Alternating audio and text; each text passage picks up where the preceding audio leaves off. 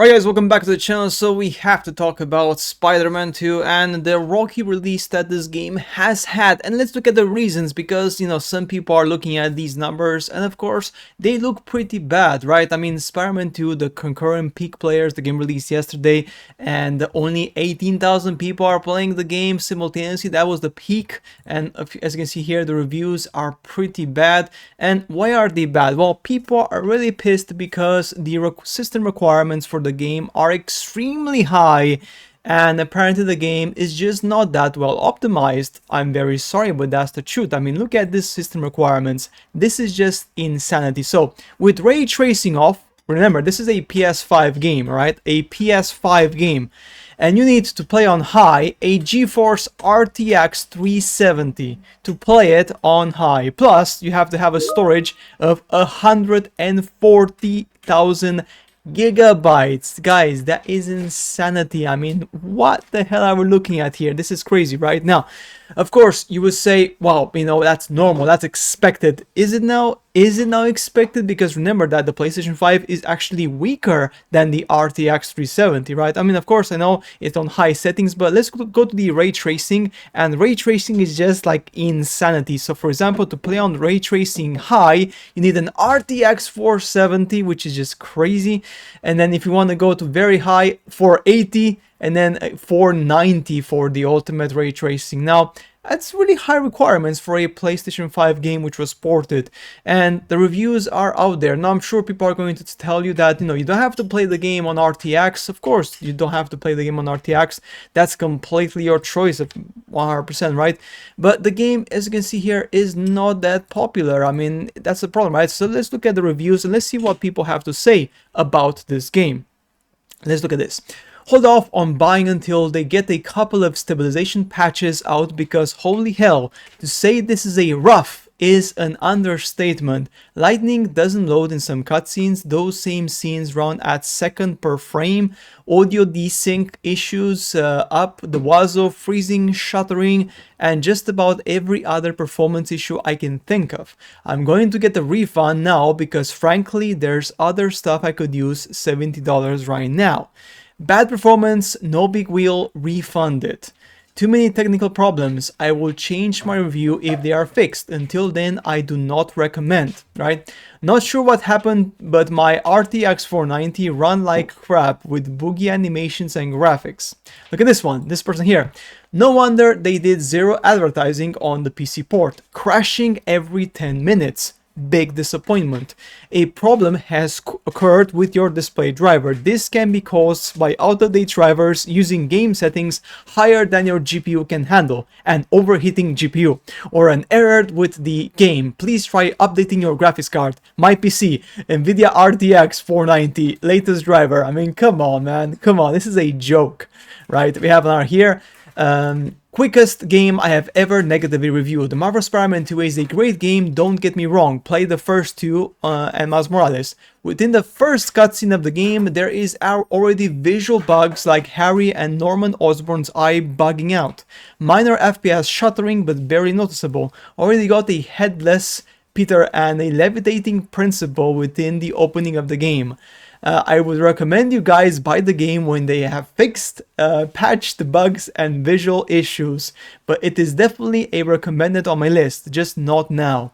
Too laggy on my PC, can't handle, even though I have a good PC. After my excitement to swing through New York City, I ran into significant technical problems with my Spider-Man 2 on my RTX 490. Despite having a high-end GPU and running the latest NVIDIA drivers, the game frequently crashes with graphics controllers errors. This happens even with GPU temperatures as a completely normal 54 degrees Celsius. I've tried various fixes, you can see here. Nothing works.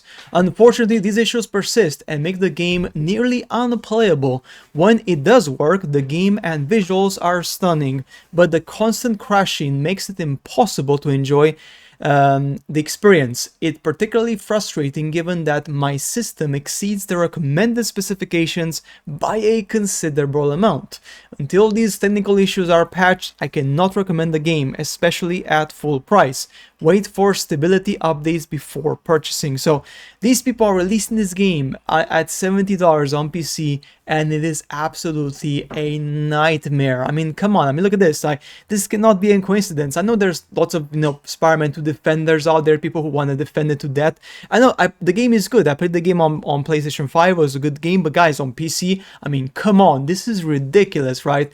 Playing it at max graphics, max ray tracing, max everything at 4K, I am getting 70 to 100 FPS. It is great. At 114p, I'm getting 120 FPS. I loved every minute until I gained full control of mouse after the initial tutorial. The game crashes at the exact same spot each and every time after jumping into the air with mouse. Crashes like clockwork.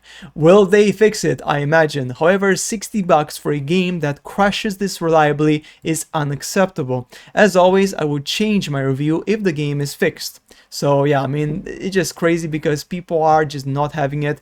Now, there are obviously some good people who obviously, give good reviews, but as you can see here, the reviews per se, if you go back to reviews, actually, I'm not sure here, it doesn't show the actual reviews. Let's go back for a second on this one. So if we go up here, actually, we see that, yeah, the mixed reviews, so we have negative 963 and positive 1116. Now, that's the problem. These negative reviews most likely are just because of performance. The performance is really bad and people are not liking it, and that's the problem, guys. If you have a game which releases with these high specs requirements, that's insanity, right? And this is why, the game has not shown its PC spec requirements until like a few days before launch, because they're just crazy, they're insanity, right? And that's the problem, guys. It is what it is. Honestly, I'm not surprised, and people are not liking it. I mean, if you release a game like Spider-Man 2, which was a PlayStation 5 game, and you don't optimize your game, you are doomed to fail, because PC gamers have high expectations. If you don't have an optimized experience, how many people do you think have an RTX 370 right now, or an RTX 480, 490? Not that many people. Most people have still a GTX, have the RTX 270 or 290. Some people have the RTX 360 or 380, but that's a lower amount. The vast majority of people have graphics cards ranging from the GTX to the RTX 360. Very few people have 370, 390, not even talking about 480, 490, that's like 10% of the spectrum. That's a very low amount. So if you don't optimize the game, if you just release the game and just want to make as much money as possible, this is what happens. Yes, people will buy the game, but you will lose out quite massively, because many people will not buy your game because of lack of optimization. And this is honestly a pretty shitty optimization. I mean, let's just be honest, it is a crappy optimization. If you need to run the Spider-Man 2 game, again, with an RTX 370 for high, without even ray tracing, that is asking a lot. That is asking a lot from the PC. I'm very sorry, but that's the truth. I mean, that's a lot of requirements, right? And yeah, as soon as you go to the ray tracing, it just goes crazy. Like ray tracing, literally you need, for example, here, needing a 490 to get 60 FPS on 4K with ray tracing is wild. I have one, but this trend is going to hurt gaming. Needing a 360 to game at 180p 60 FPS medium settings is crazy, and that's the problem. This is lazy optimization. This is literally lazy optimization. That is the problem, guys. If we don't understand it, this is it. I mean, PC gaming is going to suffer quite massively, because these game developers, they just want to rely on AI frame generation, right? And even the RTX 580, 590, they want to rely on adding additional frame generation to the game, like double or quadruple frame generation with very little actual proper raw power, rendering. And that's the problem. When you do that, game developers get lazy, because they know that, oh, well, that's fine, because we're just gonna release this, unoptimized, because of the fake AI frames which the new graphic cards will have. People will be happy with this, although the input latency is crazy high. That's the problem, right? And I'm hoping that, they will learn with this, but I think they will not, because effectively what's happening here is that they are being super lazy.